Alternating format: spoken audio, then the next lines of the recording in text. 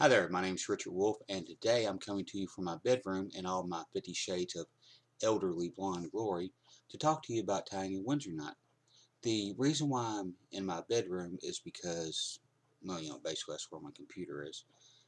But also because when you're tying a Windsor knot, you're going to be in your bedroom or in the bathroom, and if I showed you my bathroom, that would probably induce nightmares and post-traumatic stress disorder in the majority of people.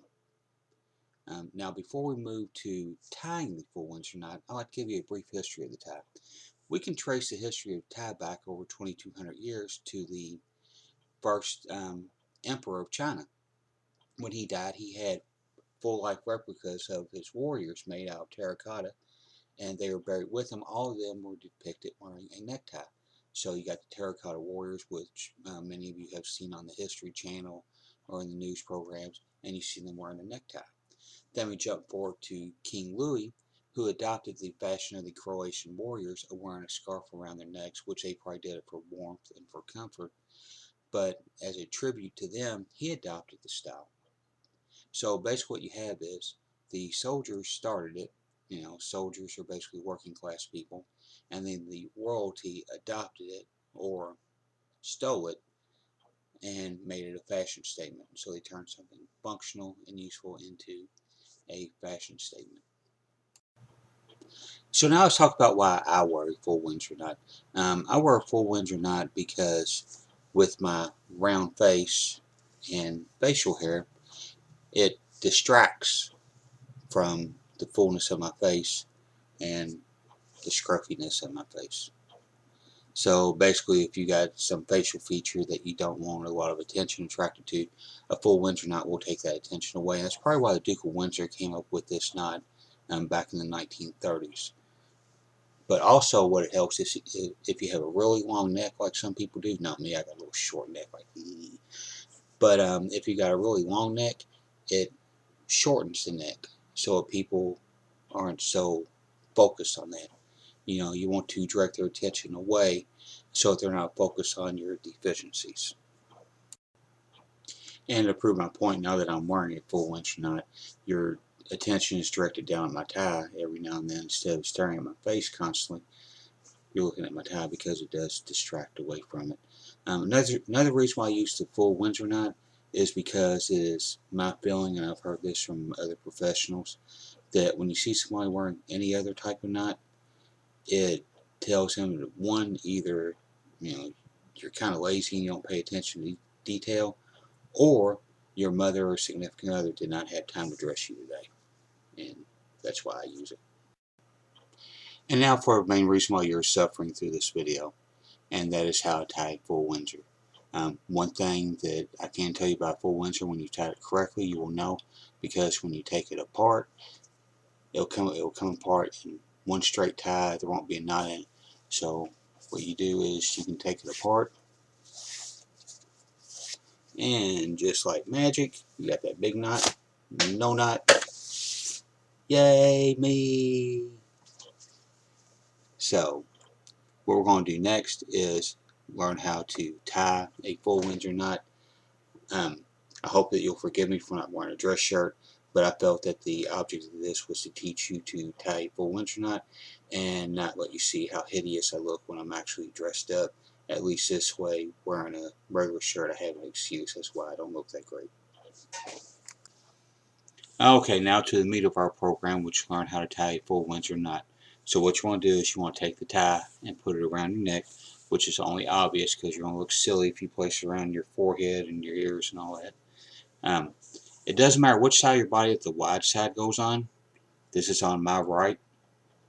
You can switch it over and put it on your left. It doesn't matter. The steps are basically the same. You take the wide part. The wide part is the part that you're moving. You're never moving the narrow part. Okay, so you take the wide part over the narrow, back, over, and through. Okay, you see that? You're getting the beginnings of it. Then you take it behind, and then up, over, and through. And as you see, we're starting to get that basic triangle shape that we desire. Then you take it around, behind again, over and through, and then you're going to stick it through there.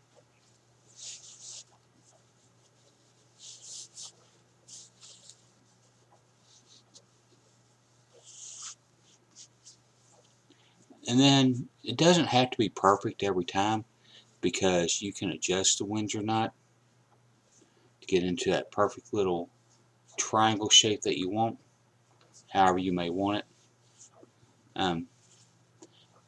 And I can sit here and tell you how to do it all day long, but the best way to learn how to do it is to practice.